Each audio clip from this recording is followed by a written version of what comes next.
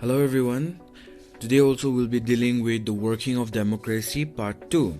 In our last class we learned about social division and also we focused on three important social differences in our country, that is gender, religion and caste. But we focus mainly on gender and politics. Okay, so in a country like India, the condition of women was very deplorable. Women had to work in the four walls of the house and they had no other means. Okay, and they were all dominated by the man folks of the country. So with this, okay, in a country where democracy prevails, women began to voice out. Women began to start feminist movement in order to uplift the condition of women, with which we saw so many progress against women, where women had to work hand in hand with men. Okay, so we can say that gender and politics played a very crucial role, okay, in improving the condition of women in our country as well. Okay, today we'll be looking into the condition of women in our society. Okay, so the Indian society is a patriarchal society where it is dominated by a male, or it is dominated by a male folk. Okay, so according to it, male members, okay, were considered as the head of the family, okay, that is the father figure. And in the Indian society, most of the rural places, they have joint family, so the male members play a crucial role in decision making. Okay, whatever decisions have to be made in the family, it has to be done by the father itself. Women folk cannot take decision in the Indian family. Okay, so that is how the society is been in existence since time immemorial. Okay, so during Jawaharlal Nehru's prime ministership, he introduced the Hindu Court Bill. Okay, remember that Hindu Court Bill. According to this bill, they raised the age for marriage. Child marriage was prevalent in India on a large scale, so what they did was they raised the age for both male and female to get married. Okay, and also the Indian society had monogamy. When we say monogamy, a male member can marry 2 or 3 wives at a time. So this was also checked by the Hindu Court of Bill. Okay, women also were given rights to divorce. Women can go and get a divorce, maintenance, inheritance. Okay, property can be inherited by a woman folk. Okay, the dowry which was there for the male member was also for the woman folk as well, according to this Hindu Court Bill. Okay, and recently, with due course of time, women can also inherit the agricultural field of a father, of her own father. If in case her father passed away, then she has every right to inherit half part of the agricultural field as well. And with this code passed by the government, dowry laws were also become very strict. Okay, dowry laws had become strict after the Hindu Code of Bill was passed. Okay, with this, women in our society still face discrimination. Okay, most of the disadvantages are against the women folk. Discrimination and oppression are completely against the woman as of now as well. Okay, so let us just look at certain facts and figures of the condition of women in our country. So when we look into the census, okay, the literary rate among women is very less. Okay, so we have 65.46 number of women and we have 82.14% for male. So we can see so many differences, okay, among men and women in the literacy rate. Also, male members are educated at a very large scale. Okay, and even the school dropout between girl child and the boy child, then we can see that most of the dropout students are from the girl community. Okay, most of the girls are drop out from schools. So why is this happening? This is because poverty is still existent in India and most of the parents are not able to afford money to send their children to school. Okay, so Parents prefer to spend huge amount of money just for the men folk or for the boys, okay, because they understand and they feel that by educating the male members they would bring food to the family, they would bring money to the family, rather than girls once they grow up they would be married off to another family, which will not be profitable for the parents, and also they will waste huge amount of money as dowry for the woman child. So parents in India prefer to spend more money for the male members rather than females. And also when we look into the field of higher education, that is technical education, we can see that the boys are excelling in this kind of technical education as well. Women are not given importance, okay, so because of which the condition of women is very low in our society. So proportion of women is in highly paid jobs, okay. So point number 2, okay, women in highly paid jobs or higher posts are very low, okay, because they are not educated well, so they cannot have jobs which pay them very high money, or they cannot occupy high posts, okay.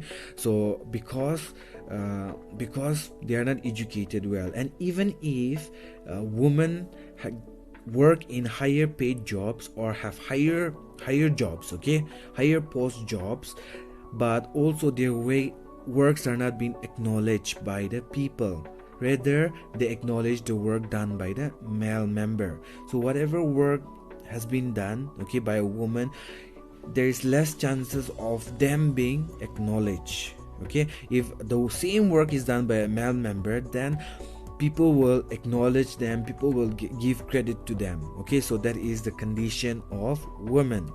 So when third point, okay, the third point is the same work is done by both men and women, okay, in India, but more money is being given to the male member, okay, but less money to the women folk. They do the same work, but when it comes to money, women are paid less and men are paid more. So because of which women folk in India, they try to protest against it for equal pay, okay, equal work, equal pay, okay. So they fight for their rights, okay. So because of this, okay, the Equal Wage Act was also implemented. Even after this, women still are paid less, okay. So that is the problem that women are still facing. And expectation against women is very high. Women are expected to look after their family. She is expected to be an ideal wife, okay, mother, daughter-in-law, and also to look after their elderly parents, okay. So women has to play a very crucial role, as their expectation from the society is very high. Even if they are working in office, they have to come back and fulfill the needs of the family, fulfill the needs of the society. So the woman has to do dual role and also has to work extra hard to satisfy their family as well as their society as well. The fifth point, okay, so still the Indian society prefer to have boy child, okay, or a son than a daughter. Why? Because having a daughter is very expensive, because they have to pay everything when in turn, okay, when they are married off at the end, they will not bring anything to the family, and also they have to give dowry to the male members. So because of which, okay, the Indian family, they will prefer a male child rather than a female child. The sixth point will be looking into the sex ratio of India. So according to the census of 2011, so the woman ratio was 943 out of 1000 male. In 2001 it was 933. In 1991 it was 927 compared to 1000 male. And in 1901, Okay, in 1901 it was 972 female per 1000 male, and in 1951 it was 946. So we can see a slightly deviation and changes in the condition of women. Okay, and when we look into the ratio, we can see a lot of differences among the male member and the female. There's a lot of increase and decrease as well. So when we look into the child sex ratio as well, the number of girls per 1000 boys, okay, so in a country like India, okay, it has only around 914 sex ratio out of 1000 male. Okay, so it is very low. The sex ratio of girl child is 914, whereas the male member it is 1000. So we can see that it is very low in the Indian society. Women today still face domestic violence, where they are beaten up, where they are discriminated and harassed both in the household. Okay, they are being harassed by the mother-in-law, father-in-law, by the husband. They are beaten up. Okay, so that is still existent in the Indian society. And even at workplace, they are harassed by their colleagues. They are being molested by their colleagues. Okay, they are beaten up by their colleagues as well. Okay, so these kind of incidents can be seen in the Indian society still. So we will be looking into women representation in politics. Okay, so there are many social political thinkers as well as women leaders in the society. So according to them, what they feel is, according to them, the only way to improve the condition of women in India is through women empowerment. Okay, empowering women, in order to make equal ties with men folk as well as them.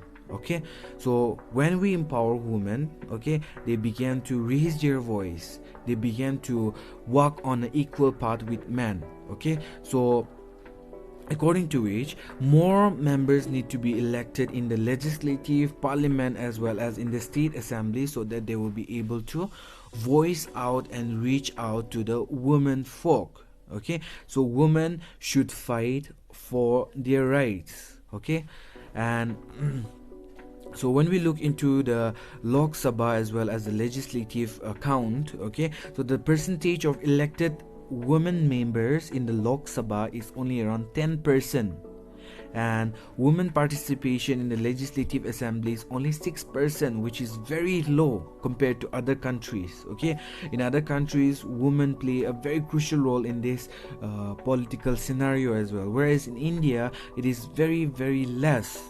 Okay, though we had rulers, okay, such as Indira Gandhi and Pratibha Patel, okay, we need more of women folk in politics as well.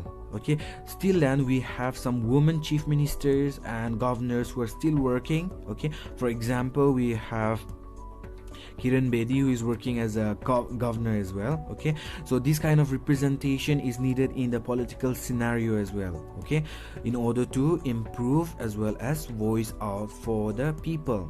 Okay, another great achievement was the Panchayati Raj Amendment Act, or which is also known as the 73rd Amendment Act of the Indian Constitution. Okay, so according to this, it provides 1/3 of the seat to women. Okay, in both panchayat as well as municipalities. Okay, so we have around more than 10 lakh women representatives being elected in the panchayat as well as municipality councils.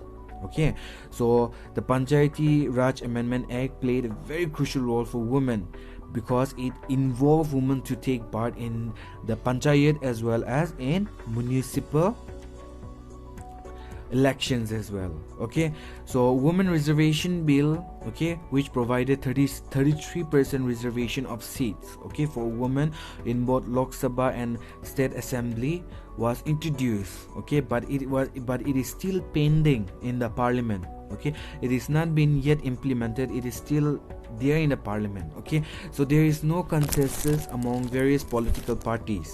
Okay, so all the political parties do not agree with this 33% reservation, because of which it is not still been existent. Okay, it is not still been implemented. Okay, so some parties, okay, they feel that if this 33 seats reservation was being implemented, then only those high caste people will contest the election, okay, and the poor people will suffer, and as well as the lower caste people will suffer in the hands of the upper caste. So in turn, we come to a conclusion that political expression of gender division has been benefited.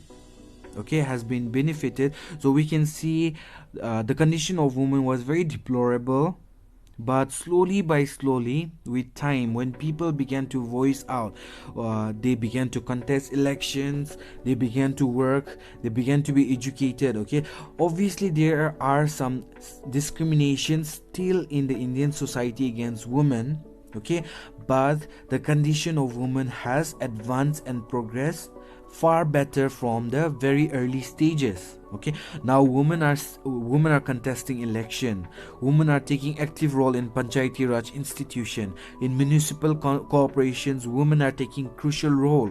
Okay, so women play a very crucial role. Okay, gender and politics, because of gender and politics, okay, the condition of women has improved. Okay, even though there are still some ways to achieve as well as improve, okay, but women are because of gender and politics, women has progressed to a very large scale. Okay, with this we come to the end of the chapter. We will be dealing with communalism in our next chapter. Thank you, and everyone stay home and stay safe. See you again in our next class.